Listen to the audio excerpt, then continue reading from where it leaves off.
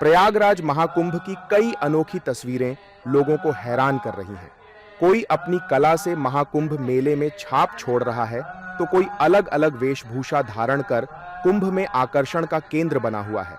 महाकुंभ में पेंटिंग के जरिए कुछ कलाकार अपनी कला का प्रदर्शन कर रहे हैं। इन्हीं में शामिल हैं मोनिका और उनकी छोटी बहन निशा।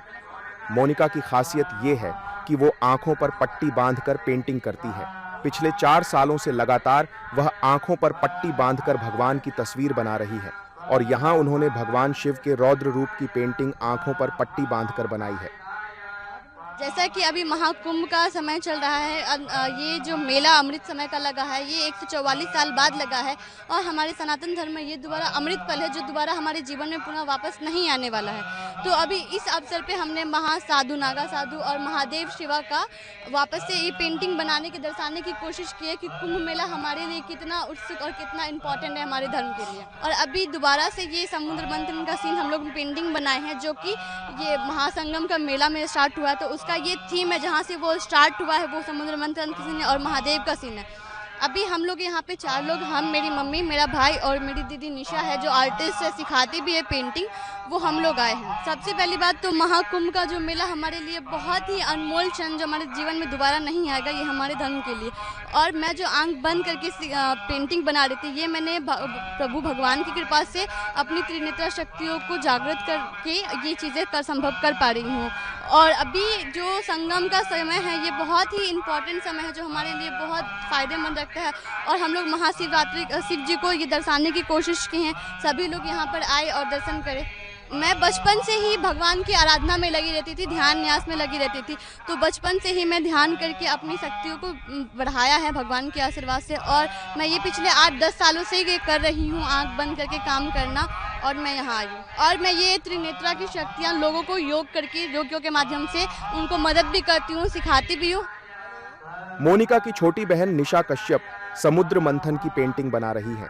ये दोनों बहन मूल रूप से बिहार की रहने वाली हैं, लेकिन दिल्ली में इन्होंने चित्रकारी सीखी है। इनका कहना है कि हमें कुंभ में आकर बहुत अच्छा लग रहा है। हम यहाँ सनातन संस्कृति को प्रचारित करने आए हैं। हम यहाँ जो कुंभ है उस कुंभ यात्रा में हम लोग आए हैं और कुंभ की पूरी पेंटिंग की सीरीज बना रही है।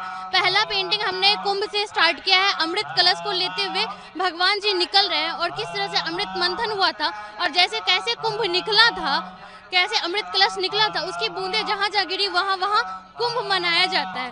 तो हमने पहली पेंटिंग जो स्टार्ट की है वो कुंभ और अमृत कलश की स्टार्ट की है, बनाई है। हमें भगवान से कनेक्ट होना और अध्यात्म से जुड़ना बहुत अच्छा लगता है, बहुत आत्मा को शांति मिलता है। हमें लगता है कि जीवन का उद्देश्य ही यही है। तो जब हम अपने कला में भगवान के साथ पेंटिंग करते हैं, उनको पेंट करते हैं, तो हम उनसे बातचीत करते हैं, उससे ध्यान करते हैं, आराधना करते हैं।